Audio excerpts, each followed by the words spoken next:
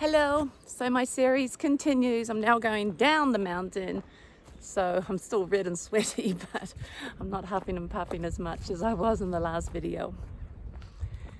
And we continue with what we've been talking about. If you need to catch up, go back through the last 5 videos maybe, and I've been talking about how to live spirituality, live divinity. Meditation isn't just for the eyes closed experience, it's living life fully present and recognizing the divinity of now. And that's what this video is about, because we've been talking about how to get to a place of being present and how important that is, a huge jump in consciousness, all that jazz. And now to actually rest into that, reside into this moment, rest into now, and recognize that eternalness of now, which means now isn't a piece of time between the past and the future.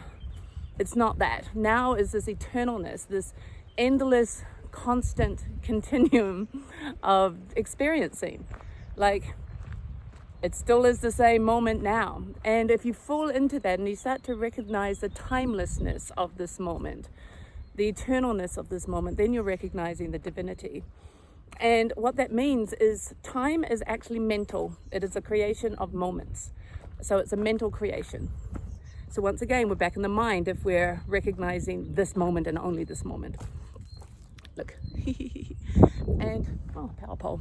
And if we rest into this experiencing that has no time and just is and continues to be in its grandness now, then you're beyond the notion of time and recognizing the depth of your spiritualness, your greatness, because your greatness is beyond time, which is really interesting for people because they fight it. They're like, but I see the sun go up and I see the sun go down, so there is time. So there's no denying the movement of the sun, but the concept of what I need to do now because of time. You can live in the world of movement, of time, of needing to plan, needing to do, all that stuff.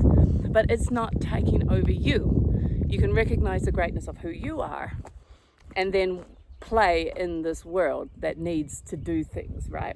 Because that's the other question. How do I book a plane trip in a month's time if you're telling me to just be here now, So people come up with all these arguments about how not to be divine and how to question it all instead of just playing with it and doing it.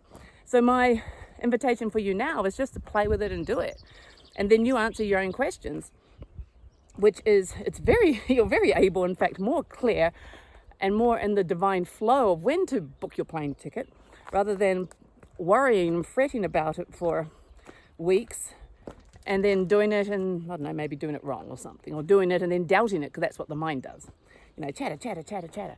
So you actually become more clear, more crisp, more able, achieving more in your time because the mind's not involved doubting everything.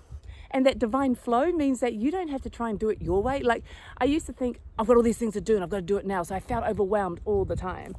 And I needed to do it. And when I did it, I ticked it off my list and I felt the accomplishment. Well, the divine flow has a different time. And so the surrender to that means you let go of what you think you need to do now and allow things to happen when they're supposed to happen with a greatness and a clarity. What that means for me is I know I'm traveling here or going there or whatever, so I'm aware of it. But the motions of when it falls into place are so perfect and come to me with such clarity that I actually get more production done in a short amount of time than if I was trying to push my way onto everything. So there's a lot of goodies in this.